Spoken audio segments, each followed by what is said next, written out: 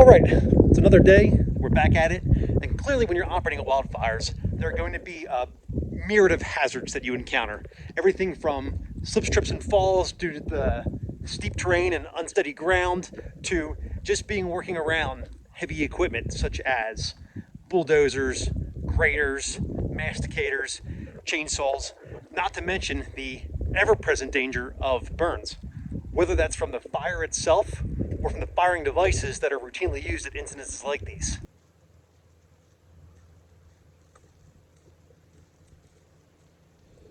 Okay, before we jump into this, let's just start off with a normal disclaimer as, of course, always follow your local state protocols. When we're talking about burn injuries, it's based off of just that, pure burns. Now, a lot of the time, these are dynamic environments where you're going to have potentially significant trauma associated with the burn. And if that's the case, here comes the TCCC instructor side of me saying, keep it simple and just start with your basic March assessment. At that point, the burn would just be a distractor injury, and all of those injuries that the March assessment would expose would kill the patient much quicker than the burn itself. Good assessment note to keep filed away is that if the patient's hypotensive immediately after a burn, there's something else going on. It's not from the burn itself. They're bleeding out somewhere, and if you don't see it outwardly, then start thinking internally, whether that be the abdomen, pelvis, or long bones. First off, pretty standard. The thing we want to do immediately is stop that burning process. I'm assuming that we're all going to be on the same level and choose water as our agent of choice for this because it'll probably be the most readily thing available.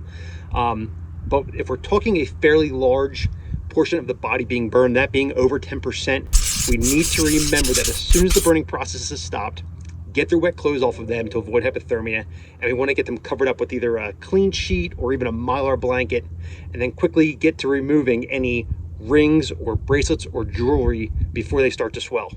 Now, obviously we have evaluated the patient's airway and we want to frequently reassess that as we progress through our treatments. And regarding the airway, if you suspect inhalation injury, then you better be ready. And in all honesty, if the patient needs their airway controlled, don't wait to make the decision to do it.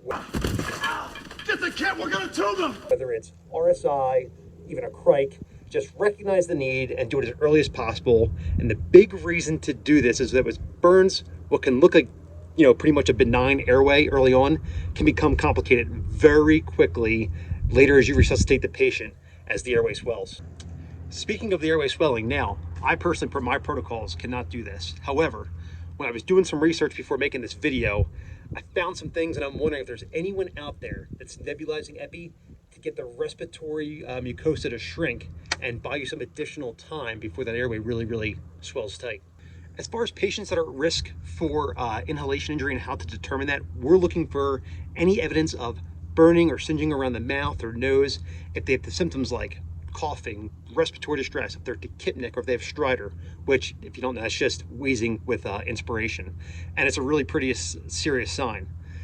In most cases, in the austere environment, we tend to kind of be very cautious on who we're going to give a definitive airway to because it involves a lot of resources just to manage that airway. You're going to have one person just stuck on bagging from that point forward. And I doubt you brought a ventilator with you up on the side of the mountain. But when it comes to burn treatments, it's better to err on the side of caution, take the airway early, because if you wait and do it later on, there may not be a place for you to place an advanced airway due to the swelling, both around the neck if you're trying to do a crike, and in the larynx if you're trying to do an ET tube.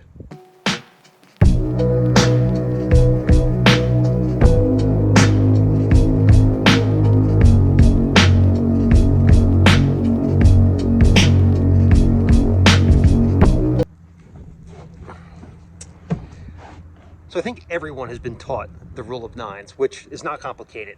But I had an awesome medical director teach this with a stick figure, and it stuck. So check this out and see if you like it. It's a quick reference and a dirty method. For me, it was very easy to remember.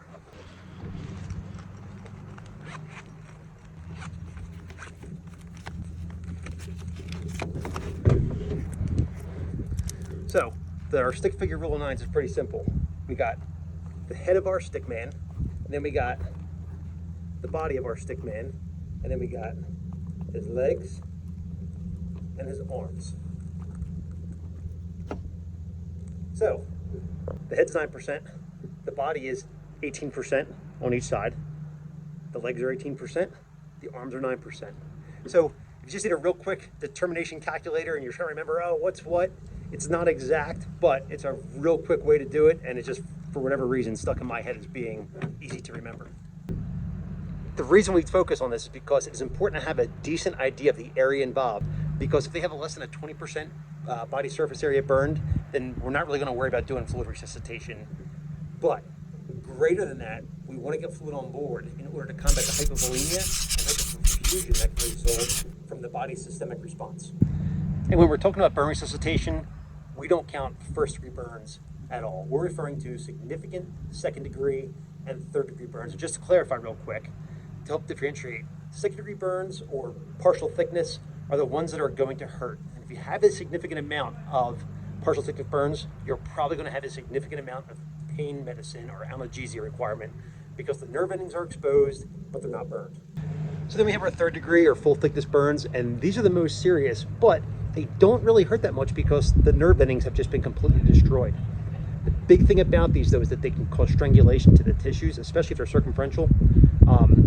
And when you get to that point, that's when escharotomies have to be done. I don't think there's any paramedics in the US that are doing this. If you have it in your protocol, please leave me a comment. Let me know what system you're working for. But if you can, it really just drives home the point of why we need to start volume resuscitation as quick as we can. And I want to get into that a little bit further down the road. Speaking of escharotomies, and obviously not being able to do that most likely, we should still have an understanding of their purpose. So extremity burns are vulnerable to compartment syndrome from circumferential third-degree burns, like I was just saying. So if it's an extremity at a minimum, you can elevate the extremity above the level of the heart to help drain some of the swelling. I also mentioned earlier about stopping the burning process and then immediately drying them off and covering them up to prevent hypothermia. But again, if it's just an extremity, you can leave the extremity exposed and mildly cool it, which kind of flies in the face of wanting to keep our burn patients warm in general. And we certainly do want to keep them warm. But if it's localized enough that you can keep their body temperature normal and cool the burned extremity, then that's ideal. That's perfect. This just applies to the pure burn patient, though. If you have a multi-system trauma going on, we should all be intimately familiar with the lethal triad and understand how negatively a patient becoming hypothermic will affect the body's ability to coagulate. Oh, another place where compartment syndrome really comes into play with burns is when they occur to the thoracic region. Once that swelling starts, it affects the ability of the lungs to be able to inflate and absorb air. Hopefully, if this is the case, you had some warning signs that there was the possibility of airway involvement and controlled it earlier, like I was saying before. If you have that definitive airway in place, now you can start to pick up on the swelling because your patient's going to become progressively harder and harder to bag. If you didn't pick up on this early on and you just didn't suspect it at all and didn't think it was a possibility, then if you're getting concerned about it, have your patient sit up because if they've got an upper airway burn or as the burn swells, gravity can help push down some of the fluid to the lower regions and therefore reduce some of the swelling to the upper torso. Obviously, that's not great or ideal, but it's something we can do to try to help. So you have all these different regions, and each of those regions has a medical director, and all those medical directors are going to have their own thoughts and opinions on fluid resuscitation for burns. They're probably all going to be based off of either the Parkland formula or Brooks formula or rule of tens, though. I can tell you in my system, we do 500 mLs an hour to a max of 2 liters, and then at that point we got to contact med control. Now, the important thing here is just to realize that burn shock is totally different than hypovolemic or septic shock. And the difference is that with burn fluid resuscitation, it has to be done over time. You can't just bolus these burn patients and expect to catch them up from the fluid that they've lost. Okay, so my system's blanket 500 mLs an hour may not be the most accurate, but let's keep in mind in the field, we are truly estimating how severe the burn is and the amount of BSA that's involved. And on top of this, we're operating in an environment, there's all sorts of things adding to the chaos and confusion. That could be from the fact that the fire is not going to stop. The fire itself can be extremely loud, not to mention the heavy equipment, saws, and aircraft that are routinely operating in the area. It could be on a night shift, so it's dark, and you're most likely going to be on unstable and steep terrain. And in general, without all of those added factors, people tend to overestimate the severity and size of burns, which, if you're following a rigid formula, would cause you to overload the person with fluid. So if we look at my system's just blanket 500 mLs an hour and compare that to a rigid formula, the rule of tens, if you look at a patient and you have your 1,000 cc's an hour for a 50% burn, 500 cc's an hour for a 25% burn, or 1,500 cc's for a 75% burn, it basically just boils down to a very appropriate, albeit conservative, approach for fluid resuscitation for a burn patient. So like I just said, we can't just dump a ton of fluid onto these patients. If you're following the Parkland formula, they're advising to give half of the total calculated fluid in the first 8 hours, and then the remainder over the following 16 hours. Now, keep in mind, this is for a pure burn patient. If you also happen to have a trauma patient and they present in shock, then see what your protocols say. Per mine, we're given 250 ml boluses till we get a systolic of 90 or greater, or a MAP of 65. And if it's a suspected TBI, then we're looking to get a systolic of 110 or higher.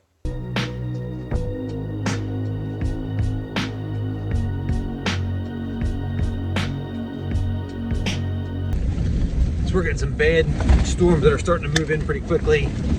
Started getting real windy up the top, and the winds are definitely picking up, and some lightning in the area. So they just called and said for everybody to get to some lower elevation, get to some safety, and we're probably going to call it a day. And the worst part is, as I'm driving, the only thing I can think of is when we get back down to the command post, I know my tent's going to be gone. I had it staked down, but it's getting pretty windy. I don't know if it's going to hold or not, but I'll just pray that it's still there when I get back.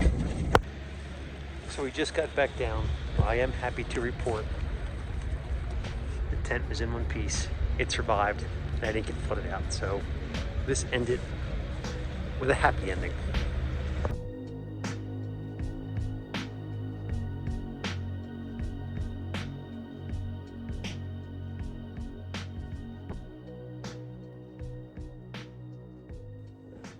Yesterday when that storm moved in, we had to move pretty quick. I didn't get a chance to finish out on the fluid resuscitation stuff. So one of the things I wanted to hit on that was, what kind of fluids are you using? I'm going to assume you're like the majority of the rest of the country, and pretty much everybody's going with lactated ringers right now, which is good because we want to avoid normal saline just because it's hyperkalemic and could cause acidosis. Now, a cool little pickup here is, if you would happen to not be using ringers, or you're just in a situation where you've run out of it and all you have is normal saline, it may be cool to get with your medical director and get their thoughts on adding an amp of bicarb to it, because by doing that, you can pretty much make it into lactated ringers. In addition to the fluid resuscitation, we're also gonna have to do some aggressive pain management. Now in this environment, a serious burn patient is definitely gonna eat up all of the ketamine, fentanyl, and Versed that I'm carrying, as well as everybody else's that's in the immediate area that's coming to assist me. One of the things too is, again, I'm going to assume none of us out there can do a ketamine drip. So we're gonna have to continue to redose this patient on and on till we can get them to definitive care. So just something that early on, have a plan with how you're gonna deal with it, and just keep it in your mind so you're ready to go. And with that, I genuinely hope that you guys enjoyed this, enjoyed watching it, got something out of it. It is fun for me to be able to, in my downtime, just kind of share some stuff that I'm thinking, thoughts that I've had, or even things that I've picked up from doing some independent research. And I like being able to pass that along. It also just helps keep my head in the game while we're out here. So, see you next time.